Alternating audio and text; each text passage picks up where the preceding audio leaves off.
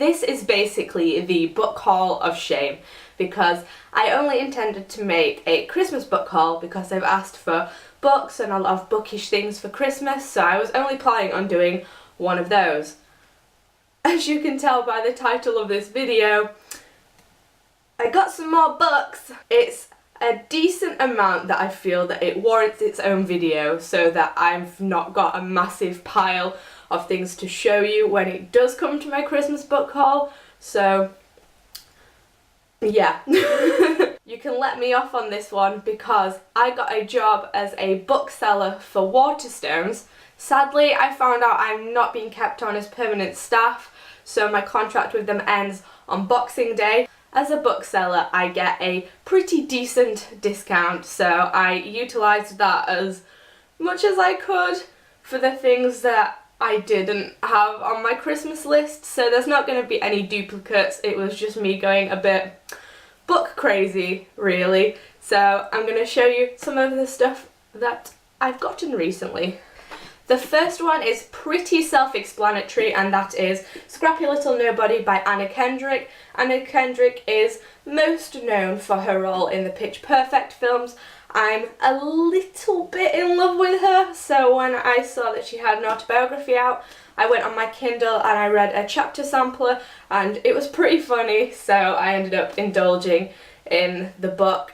I don't tend to read a lot of autobiographies, so it's going to be interesting reading kind of a different format again. The next one I picked up because I actually saw it on the shelf at work while I was doing some shelving in sci-fi and fantasy, and that is Nod by Adrian Barnes. I'm pretty sure Ren from Ren on the Road has done a video talking about this book, and that's where I've heard about it from. But basically what I can gather from the back, it's about people who lose the ability to sleep. It's not that they don't want to sleep, it's that they physically can't sleep. And I'm guessing it's the story of how they come to terms with that and try to solve it. The majority of the blurb just says, after 6 days of absolute sleep deprivation, psychosis will set in. After 4 weeks, the body will die. In the interim, panic ensues and a bizarre new world arises in which those previously on the fringes of society take the lead. So, I think it's going to be a creepy one. The next one that I'm going to talk about was the book of the month for November for non-fiction, and that is The Optician of Lampedusa by Emma Jane Kirkby. As you can tell from this book haul, my reading has become so improved just from this short period of time working at a bookstore. From what I can gather, it's the story about a man who was on a summer boat trip that turns into a rescue mission. It's something to do with the refugee crisis, I think. So it's very relevant, and I like how kind of simplistic this cover is. So I'm hoping to get into this one soon. Next one isn't strictly speaking a book, but it's a bookish thing, and that is Q&A a Day for Writers, 365 questions for creative exploration. I used to keep journals a lot more when I was younger, when I was in like my early teens, but then I reached a point where I didn't really have that much to say, and I'm not really for doing full creative journals like I've seen some people doing. So when I saw this, I thought it'd be a really cool way of keeping track of a year and seeing like how my writing grows and improves. And basically for each day you have a different writing prompt, and then you have to write in on the respective day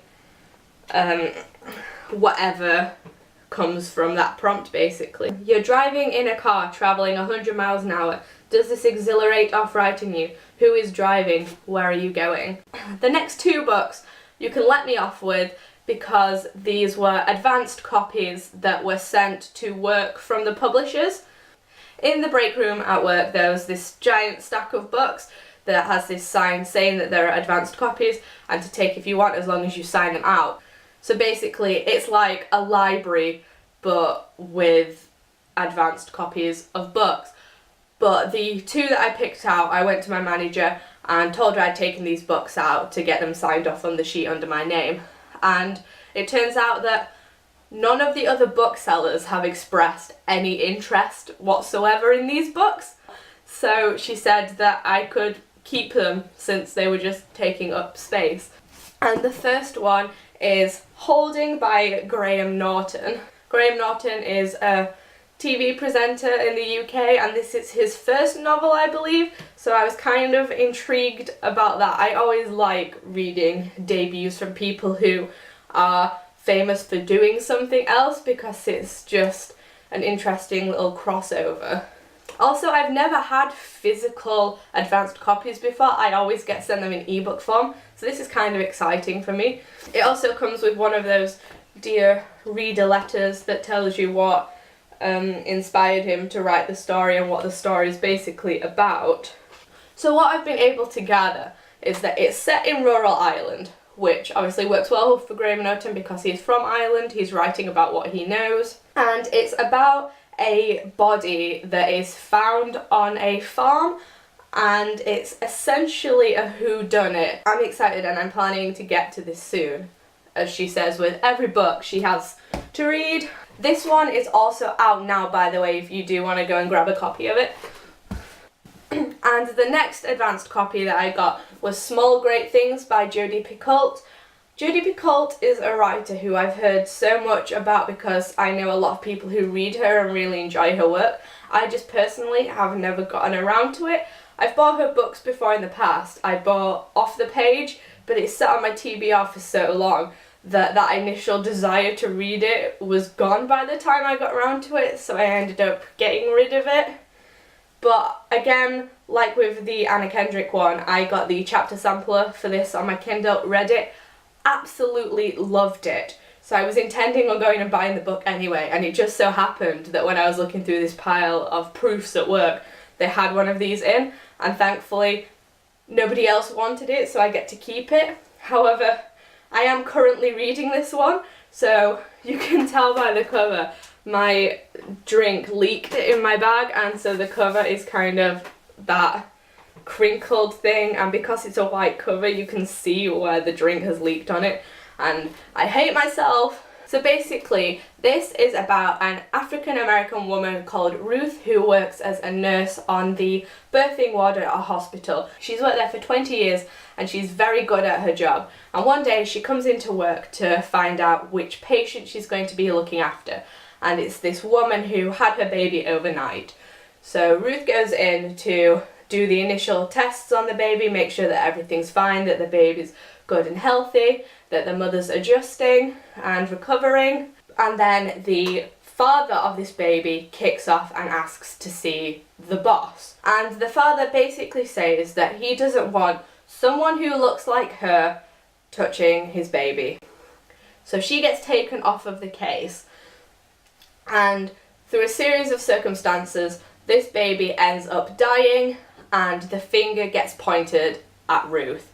And I'm currently 276 pages into this, and this book is fantastic. I'm kind of annoyed I've already filmed my top books for the year because this would definitely be on it because it's fantastic. It's so good. You have to read it. I don't want to go too much into it because obviously I don't want to review it here and now because I will be doing a separate video reviewing this book, but it's absolutely fantastic. And there's a quote from Jodi Picoult on the back that says, "There is a fire raging and we have two choices. We can turn our backs or we can try to fight it. Yes, talking about racism is hard to do, and yes, we stumble over the words, but we who are white need to have this discussion among ourselves, because then even more of us will overhear, and then I hope the conversation will spread."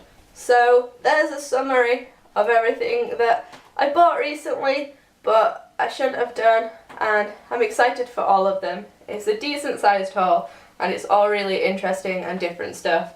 So yeah. Let me know anything you've bought recently that you're really excited to read. Are you currently reading something that you're absolutely loving?